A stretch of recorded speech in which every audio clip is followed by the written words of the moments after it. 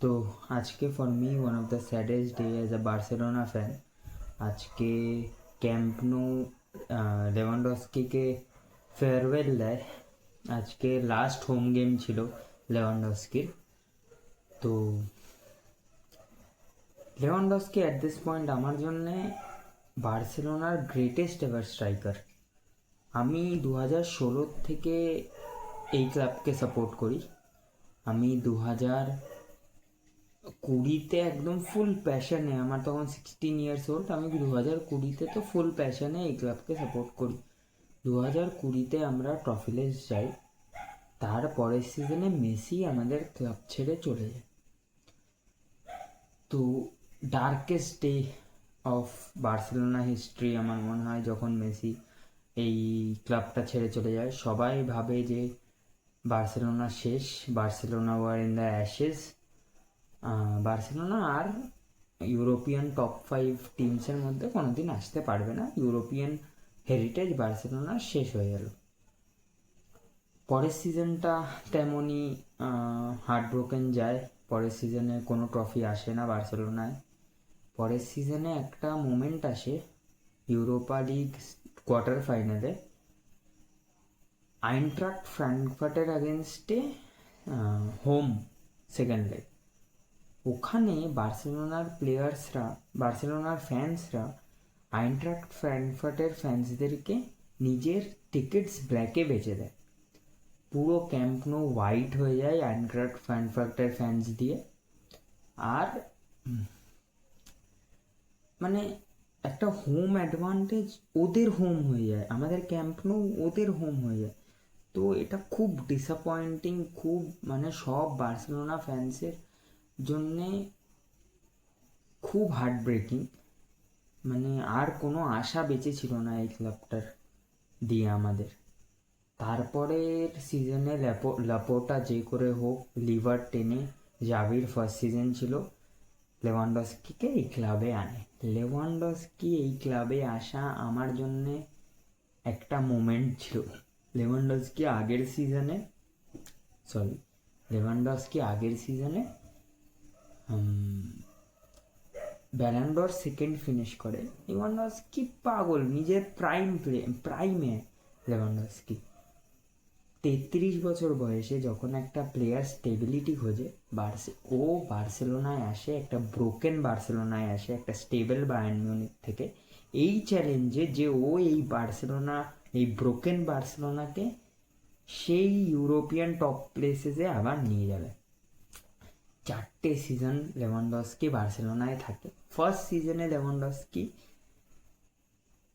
23টা গোল মারে, Pichichi award তোলে, La Liga তোলে। নিজের 4টে সিজনে লেভানডস্কি 3টে লালিগা তোলে, 3টে সুপার কোপা ডে এক্সপ্যানা তোলে, আর একটা কোপা দেল রে তোলে। লেভানডস্কির প্রাইম মনে হয় বার্সেলোনায় আগের সিজনে ছিল, যখন লেভানডস্কি 42টা গোল স্কোর করেছিল। লেভানডস্কি নিজের ফুল বার্সেলোনা ক্যারিয়ারে 119টা গোল স্কোর করে আর 22টা অ্যাসিস্ট দেয়। মাইন্ড ইউ, এটা প্রাইম লেভানডস্কি না। 4টে সিজনে লেভানডস্কির এই নাম্বার একটা ওল্ড, যখন লেভানডস্কি ট্রোল হচ্ছে বাজে ফিনিশিংয়ের জন্য, সেই লেভানডস্কি এই পারফরমেন্স দেয়। আমার জন্যে লেভানডস্কি এই ক্লাবের সেভিয়ার। লেভানডস্কির গোলস এমন টাইমে আসে যখন বার্সেলোনার এই গোলসের সবচেয়ে বেশি প্রয়োজন ছিল।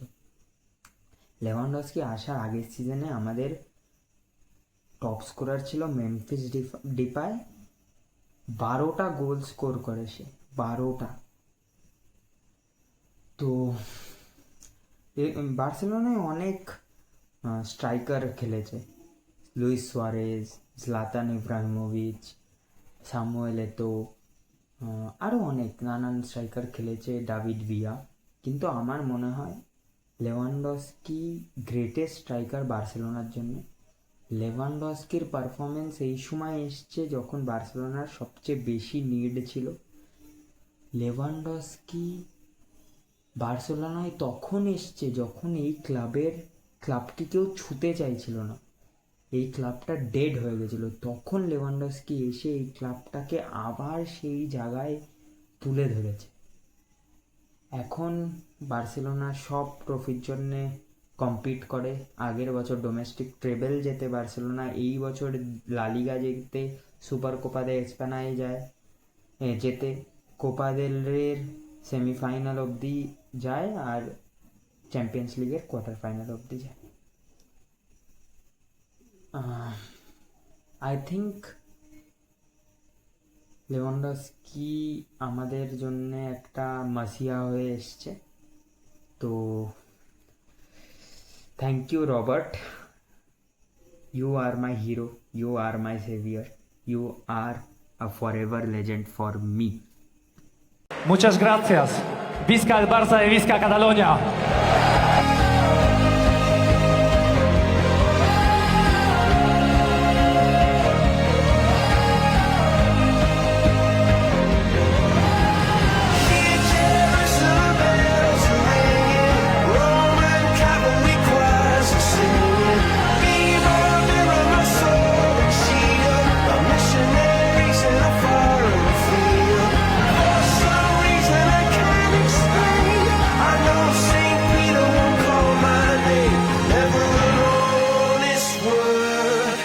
That was when I